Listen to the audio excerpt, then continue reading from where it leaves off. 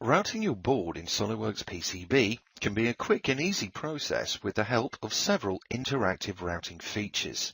Before we get started, it's always best practice to set up your design rules for a worry-free design experience. To do this, we'll select the Home tab and then choose Design Rules. On the Design Rule panel, we'll configure our routing width settings and leave the rest of the options set at their default. With your design rules configured, you can now focus on routing your board while staying in full compliance with your specific manufacturing constraints.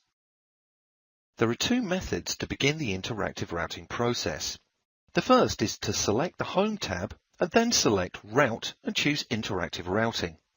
The shortcut method for the same process is HHH. Now that we are in interactive routing mode, we can start routing traces on our board. You can cycle through the corner modes using Shift, Space. In our example, we'll do this until we get the 45-degree angle mode, which can be seen in the status bar at the bottom of the screen.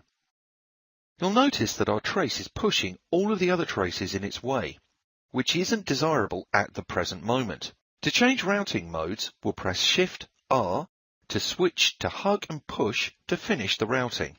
Once we've finished routing, we can exit the interactive routing mode by right-clicking or pressing Escape.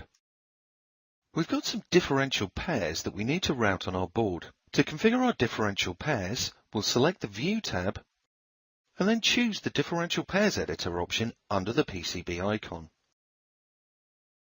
Selecting Add will allow you to add a new differential pair. Let's assign some positive and negative nets, a name, and then let's select OK to save the differential pair. Before we begin, let's make sure we are on the correct layer. We'll select the Top Layer tab at the bottom of our workspace and then enter Single Layer mode by pressing Shift S. This will clear out all the objects not on our current layer, providing us with a clear view of where we need to route our tracks. We can now go back in a routing mode to start routing again. Select the Home tab, Route, then Differential Pair Routing.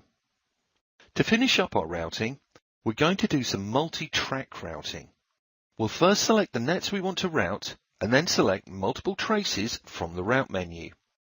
Clicking on one of the pads will automatically make all the selected traces appear and ready to route all at once. Spacing between the tracks can be increased or decreased by pressing the period and comma keys. When reviewing your routing, you might find yourself needing to redefine a path. There's no need to unroute an existing connection. Simply click the Route button and start routing the new path.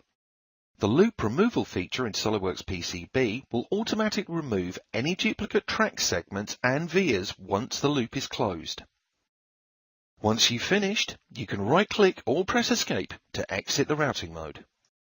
Similar to the rerouting process, rearranging paths can be done automatically without needing to modify existing connections. To rearrange an existing route, hold and drag the trace to your desired location. The PCB editor will automatically maintain the 45-degree angles that you've established with your connection segments.